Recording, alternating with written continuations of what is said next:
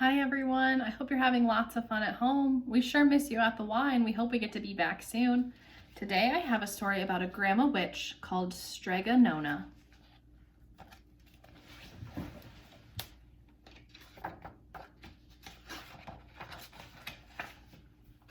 In a town in Calabria a long time ago, there lived an old lady everyone called Strega Nona, which meant Grandma Witch.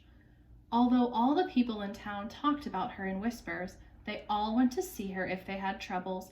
Even the priest and the sisters of the convent went because Strega Nona did have a magic touch. She could cure a headache with oil and water and a hairpin. She made special potions for the girls who wanted husbands, and she was very good at getting rid of warts. But Strega Nona was getting old, and she needed someone to help her keep her little house and garden, so she put up a sign in the town square. And big Anthony, who didn't pay attention, went to see her. "Anthony," said Strega Nona, "you must sweep the house and wash the dishes. You must weed the garden and pick the vegetables. You must feed the goat and milk her, and you must fetch the water. For this I will give you 3 coins and a place to sleep and food to eat." "Oh, grazie," said big Anthony. "The one thing you must never do," said Strega Nona, "is touch the pasta pot. It is very valuable and I don't let anyone touch it." "Oh, see, yes," said big Anthony. And so the days went by, big Anthony did his work, and Strega Nona met with the people who came to see her for headaches and husbands and warts. Big Anthony had a nice bed to sleep in next to the goat shed, and he had food to eat. One evening when big Anthony was milking the goat, he heard Strega Nona singing.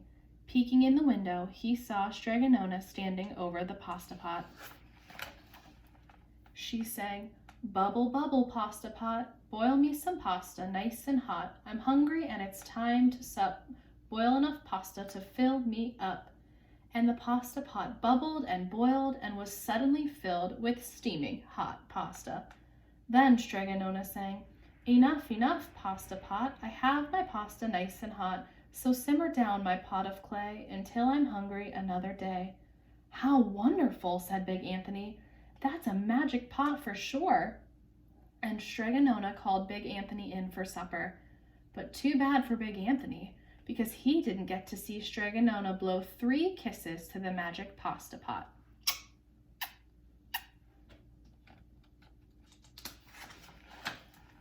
And this is what happened.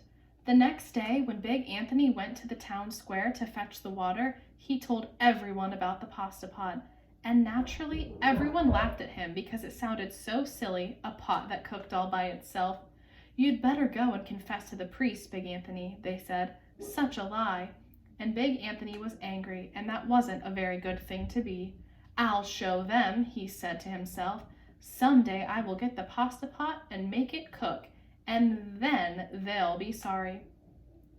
That day came sooner than even big Anthony would have thought, because 2 days later, Strega Nona said to big Anthony, "Anthony, I must go over the mountain to the next town to see my friend, Strega Amelia.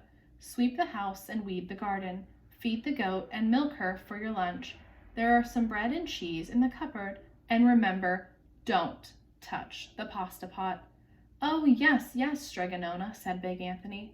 But inside he was thinking, "My chance has come." As soon as Strega Nona was out of sight, big Anthony went inside, pulled the pasta pot off the shelf, and put it on the floor. "Now let's see if I can remember the words," said big Anthony. And big Anthony sang, "Bubble, bubble, pasta pot, boil me some pasta nice and hot. I'm hungry and it's time to sup. Boil enough to fill me up." And sure enough, the pot bubbled and boiled and began to fill up with pasta.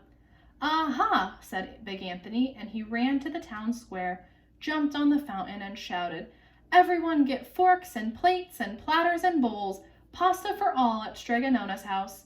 Big Anthony has made the magic pasta pot work."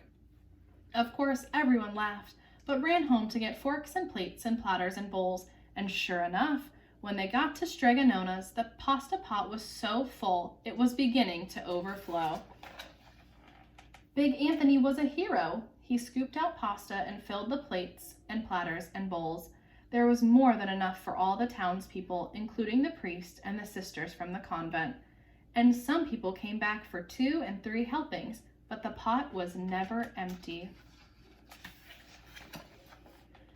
When all had had their fill, Big Anthony sang, "Enough, enough, my pasta pot. I have my pasta nice and hot, so simmer down, my pot of clay, until I'm hungry another day." But alas, he did not blow the 3 kisses. He went outside, and to the applause of the crowd, Big Anthony took a bow. He was so busy listening to compliments from everyone that he didn't notice the pasta pot was still bubbling and boiling until a sister from the convent said, "Oh, Big Anthony, look!" And pasta was pouring out of the pot all over the floor of Strega Nona's house and was coming out the door. Big Anthony rushed in and shouted the magic words again, but the pot kept bubbling. He took the pot off the floor, but pasta kept pouring from it. Big Anthony grabbed a cover and put it on the pot and sat on it, but the pasta raised the cover and Big Anthony as well and spilled on the floor of Strega Nona's house. "Stop!" yelled Big Anthony, but the pasta did not stop, and if someone hadn't grabbed poor Anthony, the pasta would have covered him up. The pasta had all but filled the little house. Out of the windows and through the doors came the pasta, and the pot kept right on bubbling. The townspeople began to worry. "Do something, Big Anthony," they shouted. Big Anthony sang the magic song again, but without the 3 kisses it did no good. By this time the pasta was on its way down the road, and all the people were running to keep ahead of it. "We must protect our town from the pasta," shouted the mayor. "Get mattresses, tables, doors, anything to make a barricade." But even that didn't work. The pot kept bubbling and the pasta kept coming. "We are lost," said the people, and the priest and the sisters of the convent began praying. "The pasta will cover our town," they cried.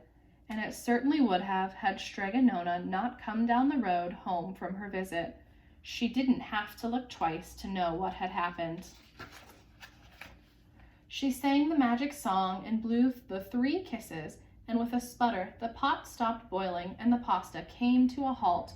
"Oh, grazie! Thank you, Strega Nona," the people cried. But then they turned on poor Big Anthony. "String him up," the men of the town shouted. "Now wait," said Strega Nona. "The punishment must fit the crime," and she took a fork from a lady standing nearby and held it out to Big Anthony. "All right, Anthony, you wanted pasta from my magic pot," Strega Nona said, "and I want to sleep in my little bed tonight, so start eating." And he did. Poor Big Anthony.